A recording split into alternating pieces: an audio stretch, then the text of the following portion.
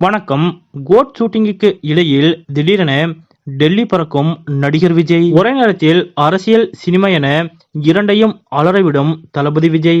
இத பத்தின முழு விவரத்தோட இப்ப நம்ம பார்க்கலாம். விரைவில் அரசியலில் காலடி எடுத்து வைக்க இருக்கும் நடிகர் விஜய் அவர்கள் தற்போது வெங்கட் பிரபு இயக்கத்தில் கோட் படத்தில் நடித்து வருகிறார். விறுவிறுப்பாக நடைபெற்று வரும் கோட் படத்தின் ஷூட்டிங்க்கு மத்தியில் அவ்வப்போது நடிகர் விஜய் அவர்கள் அரசியல் சம்பந்தமாகவும் பல்வேறு காய்களை நகர்த்தி வருகிறார்.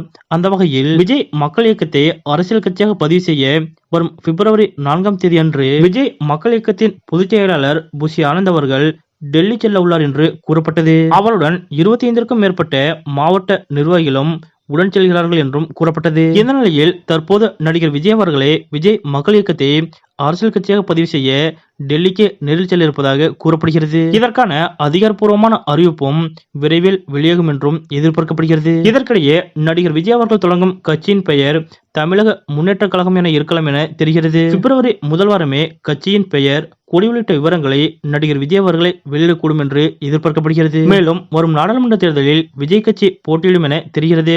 இவர் தனித்து போட்டியிடுவாரா இல்லை கூட்டணி அமைப்பாரா என்பது போக போகத்தான் தெரியும். மேலும் கட்சியின் கொள்கை என்ன, கோட்பாடுகள் என்ன என்பது குறித்தும் கட்சி ஆரம்பித்தவுடன் நடிகர் விஜய் அவர்களே அறிவிப்பார் என்றும் தெரிகிறது. இதனால் ஒருபுறம் கோட் படத்தின் ஷூட்டிங், மறுபுறம் அரசியல் பிரவேசம் என தொடர்ந்து நடிகர் விஜய் அவர்கள் பிஸியாகவே இருப்பதோடு அரசியல் மற்றும் சினிமாவை ஒரு சேர அலறவிட்டு வருகிறார். நடிகர் விஜய் அவர்கள் அரசியலில் களமிறங்குவது பற்றிய உங்களுடைய கருத்துக்கள் என்ன அப்படிங்கறத மறக்காம கமெண்ட்ல குறிப்பிடுங்க.